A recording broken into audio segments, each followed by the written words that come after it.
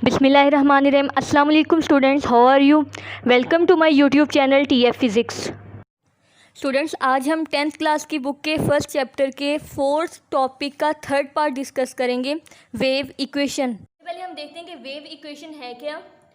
वो इक्वेशन जो वेव की वेलोसिटी, वेवलेंथ और फ्रीक्वेंसी के दरमियान रिलेशन शो करे वो वेव इक्वेशन कहलाती है। Relation between velocity, frequency and wavelength of wave is known as wave equation। velocity को हम v से डिनोट करते हैं, फ्रीक्वेंसी को f से और वेवलेंथ को लैम्डा से। में वेव इक्वेशन की डेफिनेशन को देखते हुए इस बात का अंदाज़ा हो गया कि हमने 3 क्वांटिटीज़ के दरमियान रिलेशनशिप फाइंड करना है। हमने उनके फॉर्मूले यूज़ करके एक छोटी सी डेरिवेशन करनी है, जिसके बाद हमारे पास एज अ रिज़ल्ट एक इक्वेशन आएगी जिसका नाम होगा wave equation. Know very well कि जब मीडियम में डिस्टर्बेंस क्रिएट होती है तो वेव प्रोड्यूस होती है, और वेव जब प्रोड्यूस होती है तो वो उसी जगह पे स्टिक नहीं रहती बल्कि एक जगह से दूसरी जगह ट्रैवल करती है। मींस उसकी एक स्पेसिफिक वेलोसिटी होती है, एक स्पेसिफिक वेलोसिटी के साथ वो एक जगह से दूसरी जगह ट्रैवल करती है वेव। ठीक है, तो इससे हमें क्या आइडिया हुआ कि वो एक स्पेसिफिक डिस्टेंस कवर करती है पर यूनिट टाइम में। हम यहाँ पे उसकी डायरेक्शन को काउंट नहीं कर रहे कि वो किस डायरेक्शन में जा रही है, इसलिए हमने डिस्टेंस कवर्ड यूज़ किया, डिस्प्लेसमेंट कवर्ड यूज़ नहीं किया। 9th क्लास की फिजिक्स में हमने वेलोसिटी का फार्मूला पढ़ा हुआ है, डिस्टेंस पर यूनिट टाइम। हम यहाँ पे डिस्प्लेसमेंट क्यों नहीं ले रहे हैं? क्योंकि हम वेव के केस में एक स्पेसिफिक डायरेक्शन को काउंट नहीं कर रहे, इस वजह से यहाँ डिस्प्लेसमेंट की बजाय डिस्टेंस का वर्ड हम यूज़ करें, क्योंकि हम यहाँ पे वेलोसिटी की डायरेक्शन को काउंट नहीं कर रहे। तो वेलोसिटी का क्या फार्मूला है? Distance per unit time, distance cover per unit time. Wave ने जितना डिस्टेंस कवर किया है पर यूनिट टाइम में वो वेव की वेलोसिटी है, और वेलोसिटी को हम v से डिनोट करते हैं, डिस्टेंस को d से और टाइम को t से। अगर वेव का ये टाइम उसके टाइम पीरियड के इक्वल हो तो वेव ने जितना डिस्टेंस कवर किया होगा वो एक वेवलेंथ के इक्वल होगा। टाइम पीरियड किसको बोलते हैं? ये हमने जब ये चैप्टर स्टार्ट किया था और सिंपल हार्मोनिक मोशन को डिस्कस कर रहे थे, simple pendulum, mass spring system, ball and bowl system, उसमें हमने टाइम पीरियड को डिस्कस किया था कि ऑब्जेक्ट को अपनी 1 वाइब्रेशन कंप्लीट करने में जितना टाइम लगता है वो उसका टाइम पीरियड कहलाता है।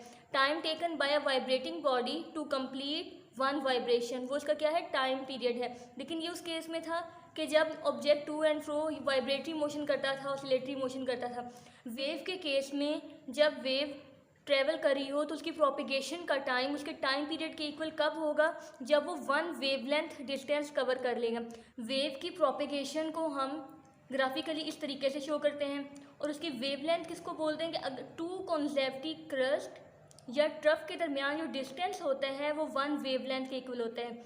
वेव की 2 कॉन्सेक्टिव क्रस्ट या ट्रफ के दरमियान जो डिस्टेंस होता है वो उसकी वेवलेंथ के इक्वल होता है, 1 लैम्डा के इक्वल होता है। वेव का वो पार्ट जो अपनी मीन पोजीशन से ऊपर होता है वो क्रस्ट कहलाता है, और जो मीन पोजीशन से नीचे होता है वो ट्रफ कहलाता है। मीन्स ये पोर्शन जो है ये क्रस्ट कहलाता है, और ये जो नीचे है मीन पोजीशन से वो ट्रफ कहलाता है। ठीक है, और वेव 1 वेवलेंथ का डिस्टेंस कब कवर करती है?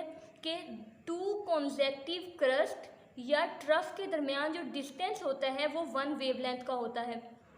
फॉर एग्जाम्पल, जैसे अब ये एक वेव ट्रेवल कर रही है तो हम ये नहीं कह सकते कि ये क्रस्ट और इस क्रस्ट के दरमियान जो डिस्टेंस है वो 1 वेवलेंथ के इक्वल होगा, या इस ट्रफ और इस ट्रफ के दरमियान जो डिस्टेंस है वो 1 वेवलेंथ के इक्वल होगा। नहीं, बल्कि जो 2 कॉन्सेक्टिव आमने सामने के जो क्रस्ट होंगे या ट्रफ होंगे उनके दरमियान जो डिस्टेंस है वो 1 वेवलेंथ के इक्वल होगा, 1 लैम्डा के इक्वल होगा।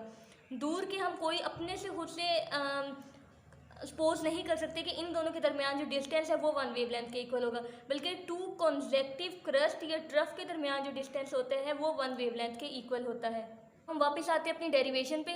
हम बात कर रहे थे कि ये जो टाइम है वेव की प्रोपिगेशन का, ये टाइम पीरियड के इक्वल हो तो वेव जो डिस्टेंस कवर करेगी वो 1 वेवलेंथ के इक्वल होगा, मतलब लैम्डा के इक्वल होगा। अगर हम रिप्लेसमेंट करें, वेलोसिटी किसके इक्वल होगी? लैम्डा बाय टी के। मीन्स अगर वो डिस्टेंस कवर करिए 1 वेवलेंथ तो टाइम जो लगेगा 1 वेवलेंथ कवर करने का वो टाइम पीरियड के इक्वल होगा, और टाइम पीरियड को हम कैपिटल टी से डिनोट करते हैं, क्योंकि डिस्टेंस का यूनिट जो है वो भी मीटर होता है और वेवलेंथ जो है लैम्डा उसका यूनिट भी मीटर है। दोनों की यूनिट मीटर मीन्स की यूनिट सेम है दोनों के। टाइम पीरियड का हमें पता है कि ऑब्जेक्ट को अपनी वन वाइब्रेशन कंप्लीट करने में जितना टाइम लगता है वो उसका टाइम पीरियड कहलाता है। और फ्रीक्वेंसी भी हमें पता है कि number of vibration complete in 1 second, means 1 second में जितनी वाइब्रेशंस कंप्लीट हो जाती हैं वो उसकी फ्रीक्वेंसी कहलाते हैं उस ऑब्जेक्ट की, ठीक है। तो इससे इन दोनों की डेफिनेशन से हमें क्या अंदाज़ा होता है कि टाइम पीरियड और फ्रीक्वेंसी एक दूसरे के रेसिप्रोकल हैं, एक दूसरे के उलट हैं। तो T is equal to time period और फ्रीक्वेंसी का फार्मूला क्या है, इन दोनों के दरमियान जो रिलेशनशिप है वो हमें इस फार्मूले के थ्रू पता चलता है, T is equal to 1/f। तो हम यहाँ पे जो T है इसकी जगह पे 1/f पुट कर सकते हैं। तो हमने पुटिंग की तो हमारे पास आ गया v is equal to lambda over 1/f। T की जगह पे हमने 1/f पुट कर दिया। यहाँ पे f नीचे डिवाइड हो रहा है तो 1/f ऊपर जाके लैम्डा के साथ मल्टीप्लाई हो जाएगा। तो हमारे पास क्या आ जाएगा, v is equal to f lambda.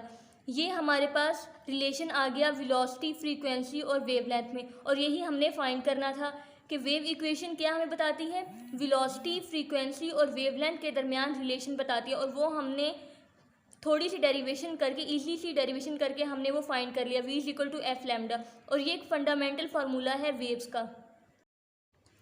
मैं अपनी नेक्स्ट वीडियो में रिपल टैंक को ब्रीफली एक्सप्लेन करूँगी। Thanks for watching. अल्लाह हाफिज़।